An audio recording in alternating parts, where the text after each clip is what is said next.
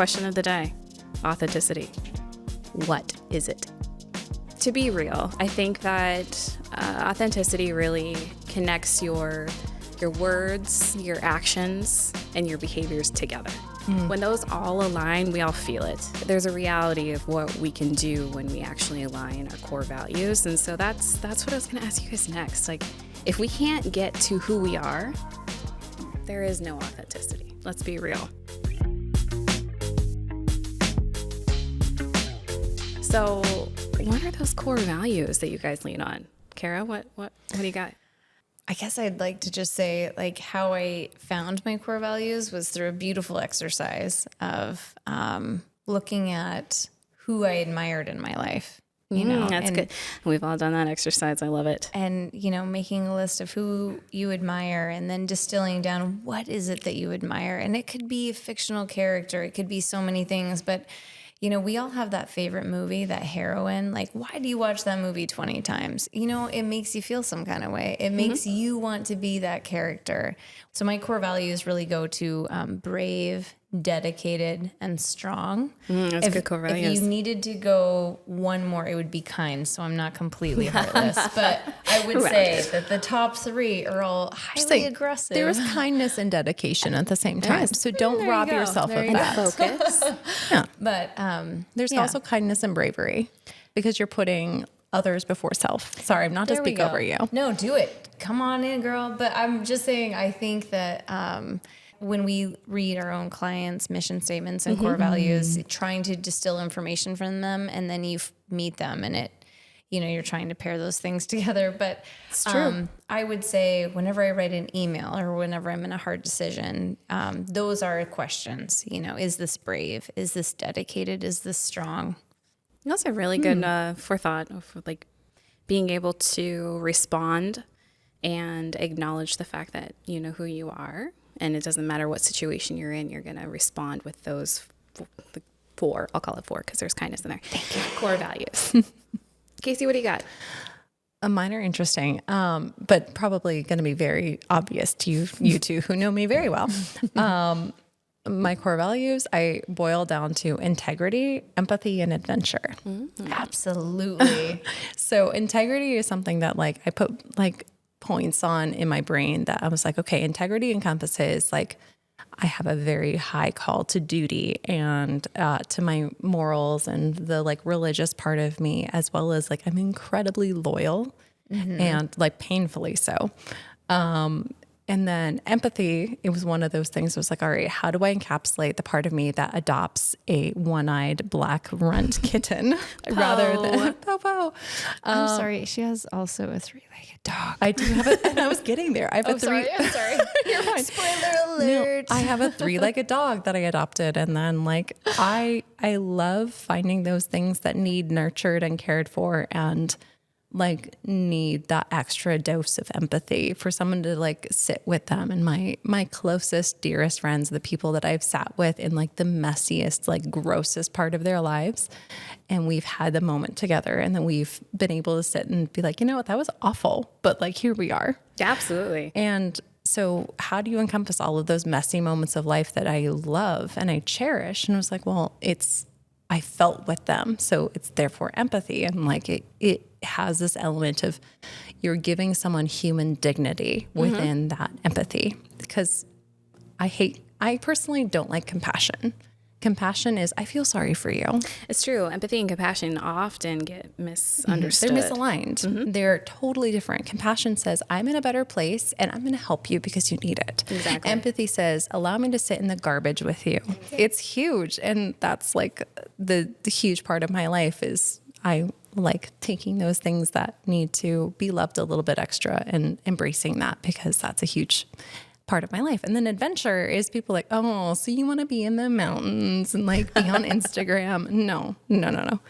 Adventure is embracing those things that are risky. And adventure is learning about those things you don't understand. It's being fully human. It's being fully in the moment. It's diving into something you've never understood before with an open mind. So those parts of my life that I don't understand, or I've been dumped in 3 different cultures when before I was the age of 8. So it was like, you have to be able to adapt and overcome and be Absolutely. willing to embrace those things. That's my It is core adventure. values. Those are really Yeah, it's all great. adventure. You know, and That it's funny is. because I was asked this question a couple of months ago in a workshop that I signed myself up for willingly. Let's put it that way. And I couldn't answer the question. It's hard. I was like, man, that's really good. So I had to work backwards. I had to get my mission statement, like my personal mission statement. And it was really, really funny because let's just say the workshop host was like, really? Let's dive a little deeper. And I was like, no. So funny enough, or not funny enough, my mission statement was to give from a full cup. Ooh. How many people give from empty cups? Let's see here. Everybody? Mm-hmm. Yeah. So I was like, well, crap. Yeah. So because I give so much, I was able to find that empathy was one of them, but it also was one that I needed to work on. Yeah. Right? It's Yeah. hard. So I had to be open Tell me enough. balance is the next one. No, it's not actually. Surprise. No, the next one was relationships. Relationships really matter to me because I give from everything that I have, right? So if I don't have enough to give, then it's not giving to my full, let's just say, perfectionist mindset here. But also the last one, because I dug so deep, was it was sincerity. Like I can give, but is it sincere? And I want to be sincere. That's just what I need, right? I want to give you sincere relationships that matter from a place of empathy, not the other one that we said. When people get asked this question, it actually is not easy. As easy of a question as it is to ask, it's not at all easy to answer. So we catch ourselves in this armor versus non-armor situation, right? Like, who is deserving of the truth and who... Hey, don't call me out like that. And, no, but who gets 101 level? Like, let's just put it in that frame of reference. Like, there's a certain amount of knowledge that people are willing to absorb and accept. And we all start on a surface veneer level. We do. And then who is able to really go the depth? Yeah, test those waters for sure. And I love this website called Soul Salt. If you haven't heard of it, definitely look it up. She has a really great definition on authenticity, and I'm going to share it with you just to plant some seeds. So she says, on a deeper level, authenticity illuminates the path forward to live the life you want. When you get clear on what matters to you, you begin to understand how to make decisions, right? That align with your identity and the core values that you have. So you begin to build a life that brings you meaning and joy. So in doing so, which is my favorite part, in doing so, when people are authentic, she says, you inspire those around you to do the same. So the less authentic we are in meetings, we're not inviting them to give us their real opinions. We're just mirroring to them what they should give back to us. That armor does us no good sometimes. So I wanted to ask you guys another question. When, we're pretty good at being authentic, I'd like to say. We try, at least, because we know who we are. And, us number 2s over here versus this number 9. If you guys don't know the Enneagram, that was a reference. I'm a number 8. Sorry. I'm number a challenger. 8. Challenger. It's totally fine. We're the helpers. No numbers are better than others. Nope. All No. numbers are great. If All you guys equal. don't know the Enneagram, go look it up. There's a free test. It is Actually, it's almost a requirement of our firm that we understand you on a deeper level. So, yes. And the one thing about the Enneagram, before we get back to the thing, is it lets you help dive into those parts of you that are your personality in periods of growth versus in periods of your body and mind and soul in distress, I would say. So it's a good way to help know if you are in a period of growth and are becoming more yourself, or are definitely in periods of stress that you need to find ways out to not have to just cope every day of your life. It's a really good point. Yes. It's a good test. It's a long one. great- I have to say, you have to commit It's some time worth to it. it, but it's worth it. All right, let's go. Number 2s. Woo. Those helpers. Okay, so we've all talked about our core values and how we have to be true to our core values to really be true to ourselves and be authentic. What situations have you guys been in professionally that you haven't been able to feel like you could be authentic? What are those challenges out there that we all face? Gosh, every meeting ever. I should go second because this is helpful. Oh, go. no, it's one of those things that clients sometimes you walk into a meeting and you say, I need to put on my professional hat. I need to be the absolute, like, not know-it-all, but I need to know what they're talking about. I need to put on that Your rainbow hat. Yeah, the everything hat. I can do it all. I can understand it all. I am able to talk to everyone in the room, even if there's people that you despise their guts, which happens. It's awful. But some clients you will always have a hard time with, and you know that your core values don't align with your client's core values. And it makes it hard to serve them in an authentic way because you have to put yourself in their shoes. You have to be able to serve them well. But so it's hard sometimes to truly be authentic when you're in a client meeting. It's a good exercise. It's very hard. Yeah, it's a great exercise. But I would say for me, you have to put on the hat. You have to put on the mask. You have to survive, which is not necessarily good because then your client feels that from you. Because you can always feel the energy in the room. And it's easy when you start feeling that energy to put that armor back on too. Oh gosh, the armor That's goes a really up. good point. So when you realize that maybe your core values aren't quite in alignment with those that you're serving, it makes it a little bit more challenging. That's a good one. Kara, what do you got? I would say that hit true to me then as well. And we have to, I'm going to take you back. I'm going to take you back. Let's go 20 back. years, Go back. folks. Okay, so 20 years ago, I remember in Casey's situation, walking into rooms, and I almost internally would laugh at myself because I would lower my voice and I didn't know I was doing it. So I would, anyone that knows What I need me, to learn how to do.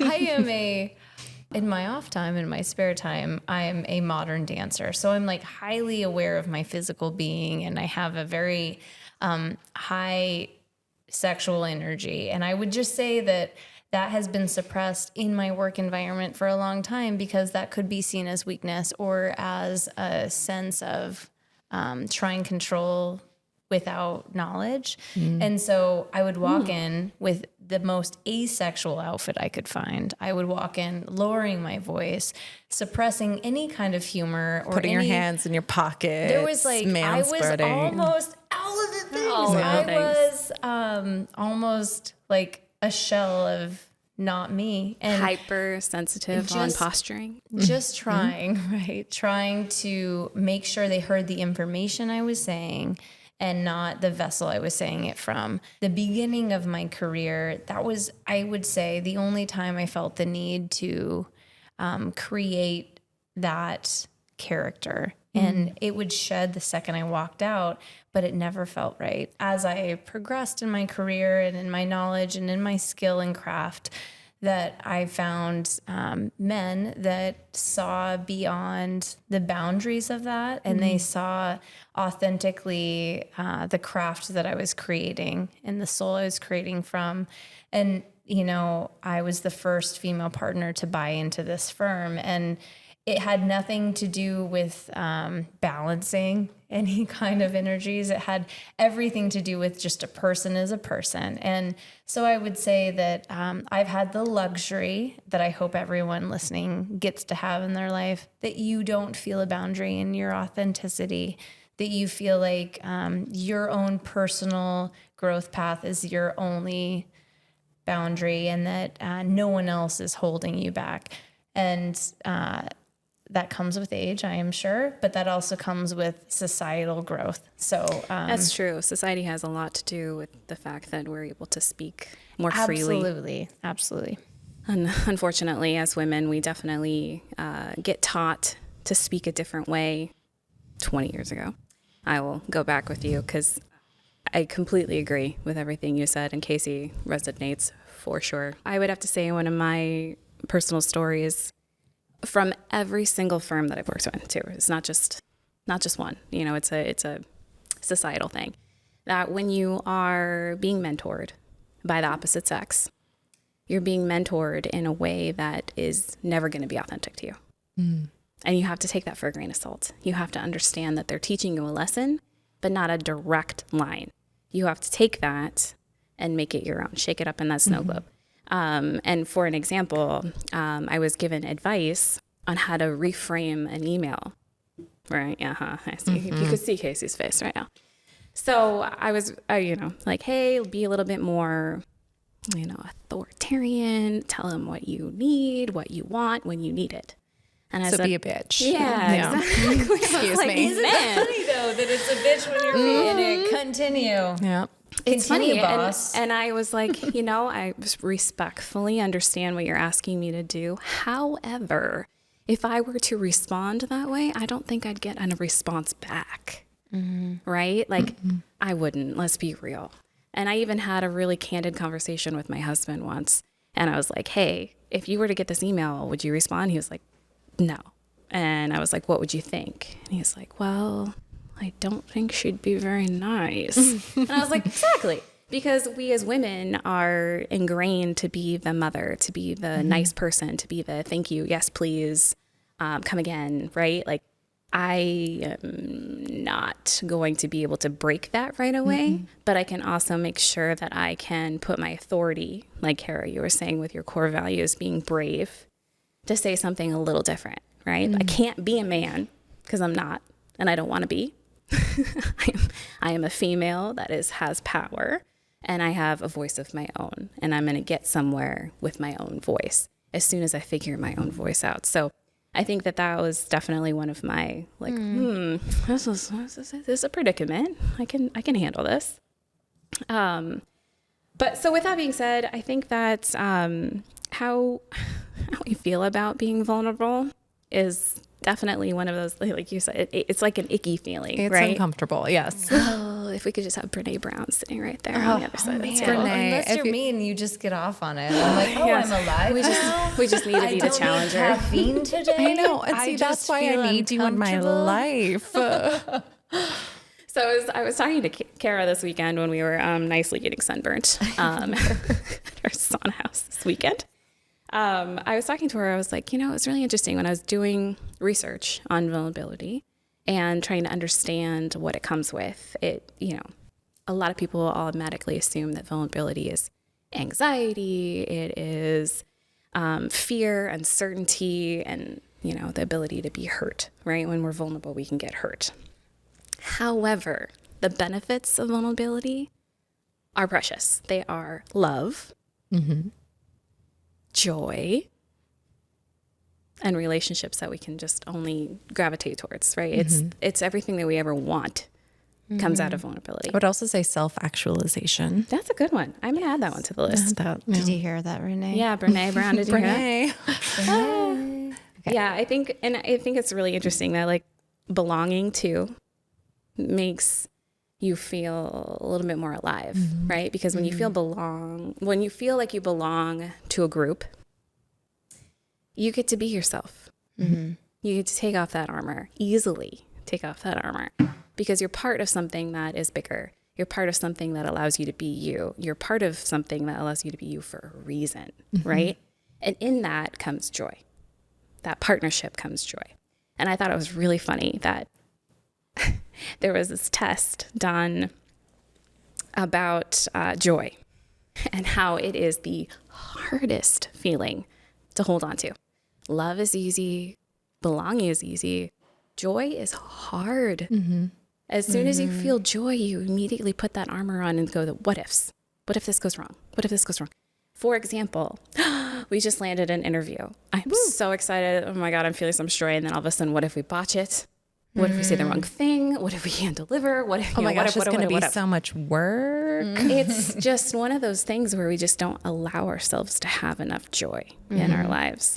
Or it's this on to the next mentality. It's On like, to the next. I experienced it, but I don't know how to stay in it. And so I'm just going to strive for the next moment that makes me feel like it could be better. Exactly. Because we can, right? We can always be better. But can we?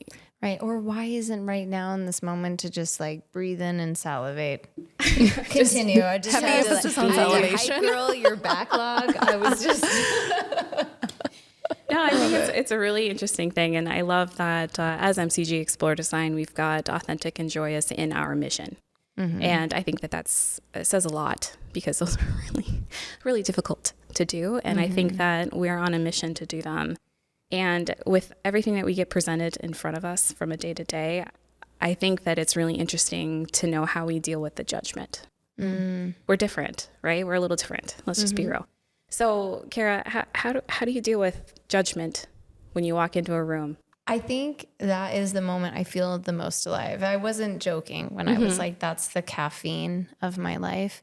Because, and it, again, I don't know, it could be age or it could be personality after you just divulged my core values here.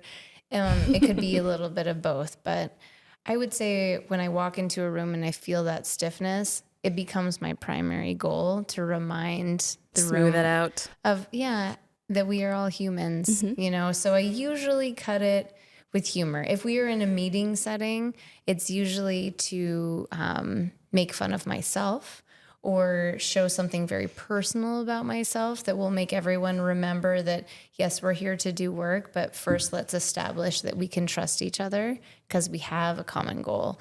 And the common goal is not the project. The common goal is to be understood.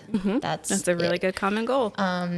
you know, and we've seen it in my personal life. Like, we all know how much fun I have with bar games and Love it. you know, or like campfire games. Like, I love drawing out people's deep personal opinion and igniting that fire. You're really good at doing it too, which is Thank you. that's a But gift. I would say that maybe that, you know, it's a little bit my drug. Like, so please put you me find in that. joy I in do judgment. find joy. It just weirdly ignites me. I like confrontation and I like high energy and I like challenges in that way. It almost feels like the backlog of the mental game that you get to play as you are also doing your work. So, Yeah, absolutely. but I would like to. Yeah, Casey, when Oh, it makes me want to fight.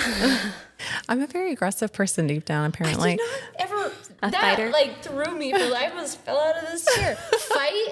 It makes me want to fight. If people judge me in my stupid little monkey brain, it's calling into question my integrity, which is one of my core values. So it's like, how dare your prefrontal you? cortex is like, no. Exactly. It's like, how dare you question my integrity as a human? I did all this See your research. face right now. I know, it's great. And it's, I feel very called out. Anyway, but it's, it makes me want to fight, which makes me want to rise to the occasion. But it doesn't make me be more authentic. It makes me like just put on the armor extra thick. And it makes me sit there and be like, I'm going to prove you the heck wrong. And it is one of those things that I have slowly discovered in my life that I am not a flight. I'm not a freeze. I am a hardcore fight. And it gets me in trouble. And so I try to like downplay it as much as I can because it's very like in a professional setting, I want to have a knockdown, drag out fight with you. Personally, I will crumple into tears and cry because that is that like core value of empathy and the fact that Absolutely, you've been challenged. exactly. It's like, Can I just point out that we just told you that I get off on the fact you're comfortable and Casey's like, I'm going to fight you. So I want to know how many of you in the audience really want to work with us. Melissa, please save our reputation. Yeah, man, I'm a fawn. I freeze for sure. I'm really good at that armor.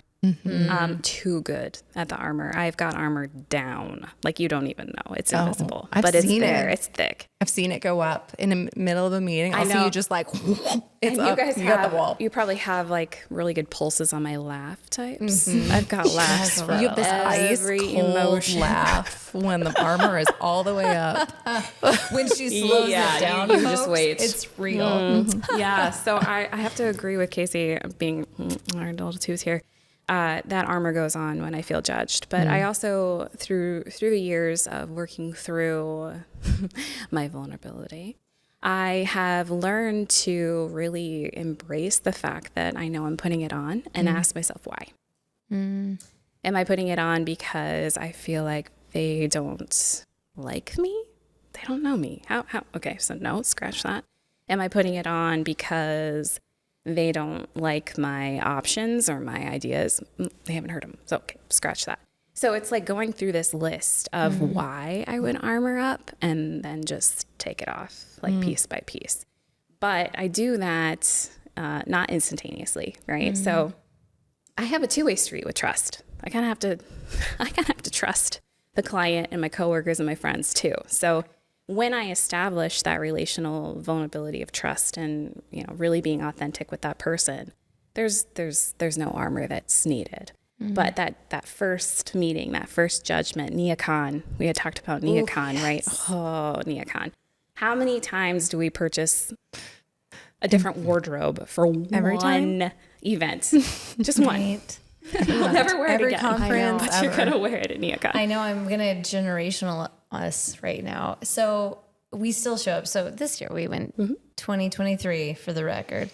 We went to Nikon as a group, and it's so beautiful to see, the 40, 50-year-olds, we're still like coming with the ironic suits and the swanky shoes and The pocket squares. oh, and we are just like these women in these dresses. You're like, it's probably handmade. I mean, that is like some couture up in here. And then we have the 20-something-year-olds where they're like, this is who I am, and it might look effortlessly comfortable, but now you're jealous. And it's the whole thing. It's like, the 40-year-olds we're putting on some fake lashes, we're putting on we're contouring our faces, and the 20-year-olds are like, my skincare routine is so on point right now, and my shoes are vegan. Hey, no, I'm still in my 20s. Don't negate me over here. I'm just saying, there is like a different vibe that, and if this hasn't been said yet, it will be said multiple times in our podcast, but fashion and food lead the industry.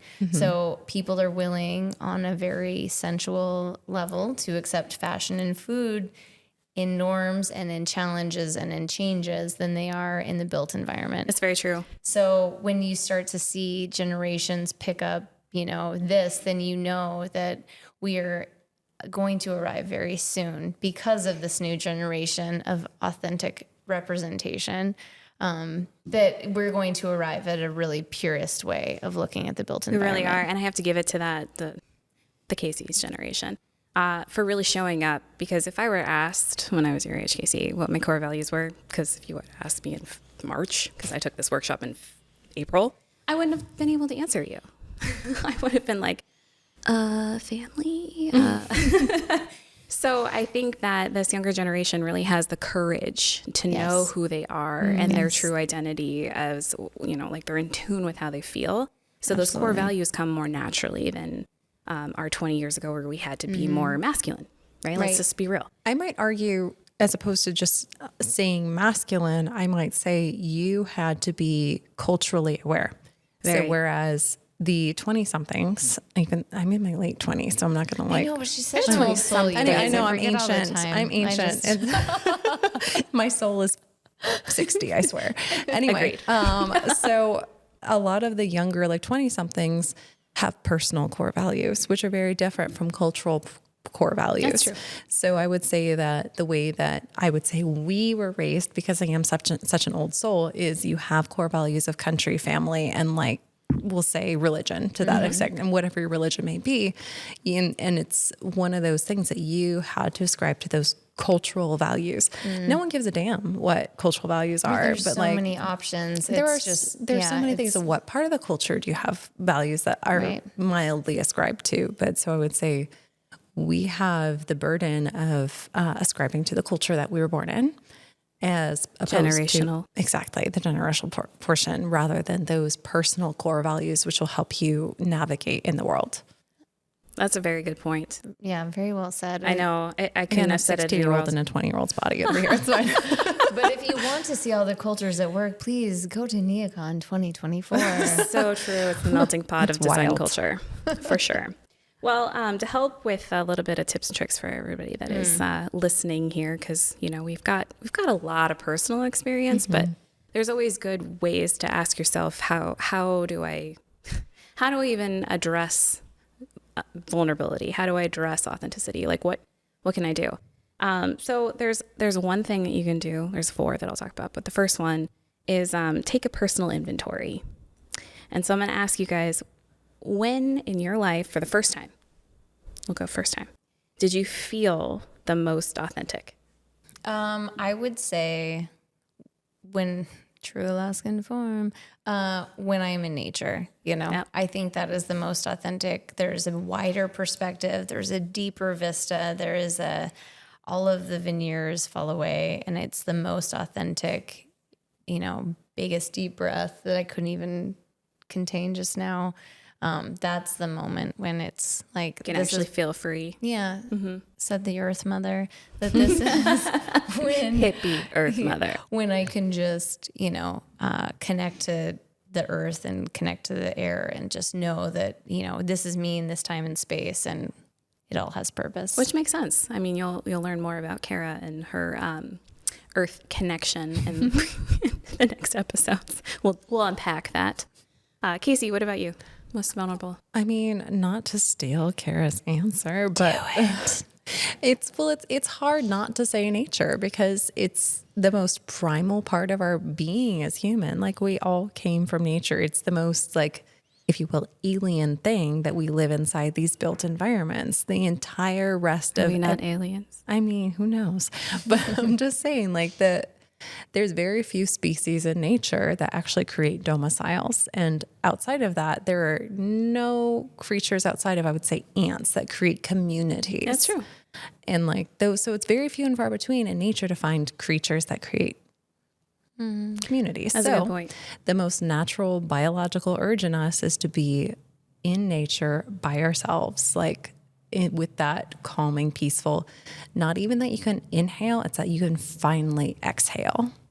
And so I would say that, like, this moment in my brain that sticks out is I was hiking by myself, which you don't always want to do in Alaska. Not always. Be bear aware, but I'm just saying, I was hiking on the top of a mountain and I found this little nook that I was alone with little marmots running around and mountain bluebirds. And I was like, and I could finally exhale. Yeah, you felt connected. I did. And it was those moments. It's like, I have no one to show anything to. I have no mask to put on. I can exist. I love it. I'm gonna do 180. You ready for this? I'm ready. I'm so ready. I love this nature and I love biophilia, but I'm gonna go a little vulnerable. So I think the first time I felt the most authentic was when I finally arrived in London. After traveling by myself in an age where, cell phones don't work. You have to pay for the international plan. I remember those days. Skype just started. It's not easy to stay connected. Let's just put it that way. And I leave by myself, and there's a medical emergency landing in Greenland. So my already 9-hour flight turns into 13 and a half hours. All the connections that I pre-made myself are all, 5 hours gone. And I get to Heathrow, and they've lost my bag. I only have one, which thank goodness someone told me, good packing skills, split your items in half. Don't put all your shoes in one. Don't put all your toilet shoes in one. Good advice for all the travelers. So thankfully I wasn't like completely out, but I finally was like, I'm not going to figure out the train. I'm too tired. I'm going to get in this taxi cab. And I'm going to pay £200, which equated to $400 at that time. Girl. I know. You rolling. And take me to my flat where everybody they lived with, which there's 5 of us, were asleep. So I missed all the connections. I missed all everything. And I remember pulling into my little tiny wedge of a room. I'll call it a room in quotes. And I sat down at the very end on the desk and I looked out the window and I was looking at the BBC Tower and I was like, I made it. This is me. I did it. I didn't die. I didn't fall off a cliff. I didn't get pushed. I didn't get chased. I'm here. I don't know why I'm here, but I'm here. So let's do this. But you did it of your own power. I did it of my own power with no help and no technology back in the day. So I think that was my first okay, I got this. So that's a really good way to do it. And then also being present, right? Like knowing who you are, where you are. And you guys kind of did a really good, deep focus of how you focused inward when you were outside and you could finally exhale. Is there any other ways that sometimes you stop yourself in day-to-day life Or you just go, okay, I need to focus inward. What do you do to reset? I go home. No, I think Cookie breaths. Here's the thing: is I do think that I had kids late, audience, so I didn't have the twins until I was 35, and I have other beautiful children in my life that. But I would say that I was really focused on the importance of deadlines and of work, and really making that next step happen. And now these days when I go home, I don't care how busy or what happened at work. The second you go in to a house and like the biggest problem is like, I just need to cuddle, or like somebody didn't share a toy, or it just resets your whole brain where you're like, wait, there's a whole other world out here and it has nothing to do with 35, 65, 95. And like, it just totally resets me every time. And so I think that is that like daily reminder of a reset. Melissa, go for it. My reset is stepping away. It's so easy being a emotionally intelligent person to be overwhelmed in our day-to-day really busy life, and all of the questions we get asked in my damn email box. Let's just be real. So just shutting down, turning it off and walking away, whether that's even like Mallory and I chat a lot about just going down, and I don't know if you know this, but we'll just touch the wall in the break room. We'll just walk all the way down the hall, touch the wall, and we're like, all right, I did it. I can go back now. Nice. So yeah, it's a pause, and to just remind myself that I'm here for a reason, and I just need to breathe and be me. I would say it depends on the situation, but it's either a combination of walking away, or sometimes it's, I jokingly said cookie breaths, but cookie breaths. One of my lovely art therapy friends, she would either call them cookie breaths or dragon breaths. And it's, if you're feeling overwhelmed, you're starting to feel that anxiety race. You're going to imagine like the best, most gooey, fresh out of the oven chocolate chip cookie. I can smell it. And you can. And you're like, you know what? I want to smell how perfectly amazing this is. You breathe in deep through your nose, and then you blow out through your mouth to cool off the cookie. Oh, and so I like it. You're calming yourself by thinking of a very happy thing. And you're like, I'm going to take a breath and I'm going to enjoy this moment. That's very Mel Robbins of you. It is very Mel Robbins. But I blame my art therapy friend. She'd use dragon breaths for when you're angry. And you're breathing in like a dragon, you're breathing out the fire, but like not out a person. What we learned from our social circles. I mean, oh my gosh, she's the best. And anyway, so that's one thing that I'll do to like center myself. But then it's the getting up, it's doing the cookie breaths or dragon breaths, depending on how angry I am. And then it's also those, as you said, Melissa, those affirmations of like, I can do this, focus up. Like that's something I tell myself a lot. It's like, doesn't matter what's going on in your brain. It's in this moment, nothing else matters than the problem right in front of you. Absolutely. It's also a good reminder now after this April workshop, which I'll give you more details on later. Going back to my mission of giving from a full cup. Mm-hmm. So right now I'm overwhelmed. There's no full, I'm empty, right? Mm-hmm. So let's walk away. Let's fill my cup. And so I can give more. And to your comment on our social circles, that's the last tip, is having the support system to be able to be authentic, right? If we don't have a support system that lets us be authentic, we can't practice how to be us except by ourselves. And that's kind of hard to do. Let's be real. It is. So I'll give you an example. So previous firms that I've worked in, love them to pieces, but I have not been able to be me. With you guys, different. Right? Like there's a different vibe. There's a different energy. I can laugh differently. Kara can hiss at me. And it's all good. So I love the fact that I was able to create this social circle within my own career that has allowed me to be a vulnerable person, that has allowed me to be like authentic and joyous. Kara, is there a social circle that you want to add to that? Man. This one, I mean, it's like a prime example. We could see there's well put with complementary colors for our title, because it very much is. So we have a lot of differences here, but it is my balance, and it's a judgment-free zone, which is helpful. But I would say the other social circle would be like my performing arts dance company. You know, it's like a way to communicate in other ways with your body. And it's been extremely important to my balance. Just to throw out Momentum Dance Collective. They're amazing. Casey, what about your support system? Wait for the siren. I like the siren. It adds like this impending danger. It's the government support system. You know what? Risk and peril is definitely a biophilic, like an entire chapter. Yes, it is. Yes. Genuinely. So now we're in risk and peril. Go. It's still Social there. circle. Casey, your social circle. My social circle. So It's epic. It is. It's wild, man. It is a wild time.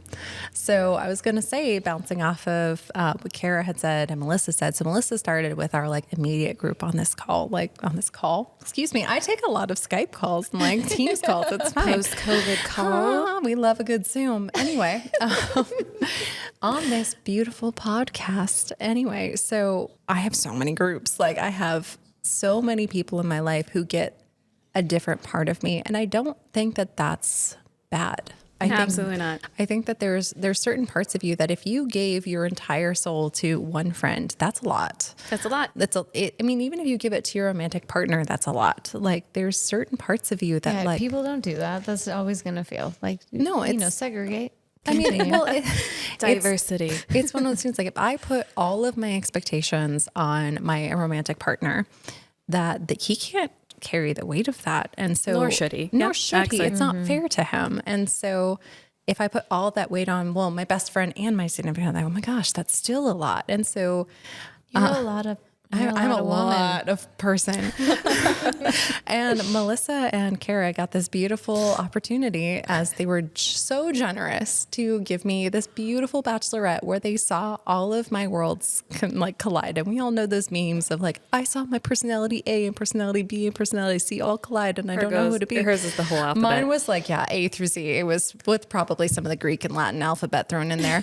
One of the best nights ever. It was so fun because I have my beautiful, wonderful work family. And then I have like my friend who's known me since I was 5 years old on top of my really amazing now sister-in-law who's like very conservative, very prim and proper. And then I have my wild lesbian friends from Spain, like just doing their thing. Did she say we're on a party bus? So we're on a party bus. Close, confined spaces. Yeah, we are doing like musical chairs. And it was one of those things that was like, in this moment, everyone in this bus, I absolutely adore and has a different piece of me.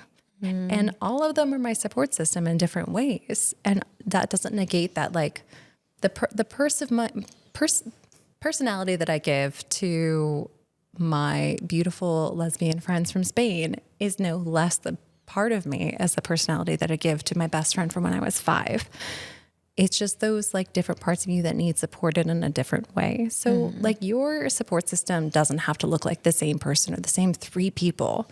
Your support system can be as vast or as small as you need it to be. Absolutely. I think that we all have diverse inner callings, right? From wanting to be in the wilderness to wanting to be in the city, hearing those sirens. Being in a flat in London. Exactly. We have a little bit of everything inside of us. And I think that people tend to not accept that about themselves. Like, society has given us a track as designers even, like, you are to be dressed to the 9 every day, which Kara's really good at. Let's give you some credit, Kara. I just like sexual clothing. I love it. We love heels. Anyway. Yeah, and to always have the right answer, to always have the right response. And you shall love minimalism and nothing else. Absolutely. And I think that speaking your truth is that's like, how you can't speak your truth without being authentic. Let's be real, right? But to speak it in a assertive way, that's a talent, right? That's a talent we learn. We learn to be assertive to a degree where we can be vulnerable and then be authentic. And I think that our team has done a really good job of figuring out where that assertive level is because we've trusted our clients and our clients have trusted us. So I think that that's a really good thing for people to learn how to be assertive. And some people tend to be more passive communicators. I know I definitely was when I was younger. Tell me what to say and I'll say it. To being more, hey, I understand this topic. I can speak my truth about this topic. I can speak from personal experience about this topic. So let me just speak assertively from my confident level. One of the things that I really love about Kara in that she authentically will say when she doesn't know something. I've seen her in a ton of different scenarios. I've seen her with reps, with clients, with contractors. And when she doesn't know something, she's just like, oh no, please tell me. Own it. Yep. And the shock that I always see on their faces of like, oh, she's not faking it. Like she genuinely wants to know. And then she'll ask very intelligent questions after, which you're really good about doing too, Melissa, is the fact that like you will always follow up with okay, I heard this, but what about thus and so? And both of you really authentically will be willing to quote unquote lower yourself to say you don't know something, but really it elevates yourself in the mind of your client or your contractor or your when rep. we can bring ourselves down, because a lot of people perceive designers or creatives higher, right? Like, oh, she's a little intimidating. Yeah. Maybe it's not even intimidating, but it's like, yo, they're so full of themselves right now. I'm not going to break that bubble. So having us deflate that bubble ourselves. You have to check your pride at the door. It's like, you know what? I am the professional. I know what I'm doing, but I don't. And that's okay for me to say. Yeah, I also respect what you're there's to learn. Always. Yeah. There's always something good to learn. That's a really good point. Got to keep your curiosity. If we don't learn something every day, we're not living. That's you're not becoming fully human. I'm snapping. I don't know if you can hear it. So I think it really boils down to trust, right? Trust in ourselves, trust in our teams, trust in our families and our relationships to really allow us to be authentic. Yeah. And that's another thing, of course, that I love about you ladies, especially. But I also love that when you're your authentic self, you get to live in the flow. And I love the flow. When you're just in that and you're just going and it feels good, that's what brings me joy. Our genuine relationships specifically have really blossomed with being able to be real. Right? I'm having a bad day, ladies. Let me just tell you about it. Or I just hiss. I'm like, Help me. But I also think that, being able to be in your head, we're in our head a lot as creatives. Let's see. We're in our head 90% of the time. Let's be real. But to take that head thought and put it in our heart, that's actually kind of hard to do, right? Like take thoughts, filter it through our heart and our feelings and make sure it's the right fit. Whether it's the right fit for our client, the right fit for us, the right fit for our vision, that's what flows out of our hands, right? It's the head to the heart to the hands. What we create comes from our head, but it's filtered through our heart authentically. And that's what I love about what we do. And I love that that's what lights us up. I'm sure our husbands are like, oh God, there they go again, talking about their passions and crap. I don't know. I think it's effortless for us. And I love that we have that heart connection. Even though I know you gravitate towards that red hat, you're an easy filter for us to feel comfortable to take our black hats off and really feel emotionally attached and kind of behind that idea that we create. And I just want to thank you ladies for that, because I think that being authentic is probably one of the coolest things that we get to do in our lives. But that's true. I also want to thank everybody for listening. I know that we said a lot of cool things. I know Enneagram came out, so definitely take the Enneagram test. Go look up Brene Brown and her vulnerability work. If you haven't heard of Brene Brown, go look up Brene Brown. But also a lot of these cool little tips and tricks came from Soul Salt. So with that, I'd like to thank you, and I hope you have a good evening. Peace. See you next time. Is that going to be it? I think the peace is the best part. Complementary Colors is a production of MCG Explore Design, an architecture and interior design firm located in beautiful Anchorage, Alaska. If you'd like to hear more future episodes, be sure to subscribe to Complementary Colors wherever you find podcasts.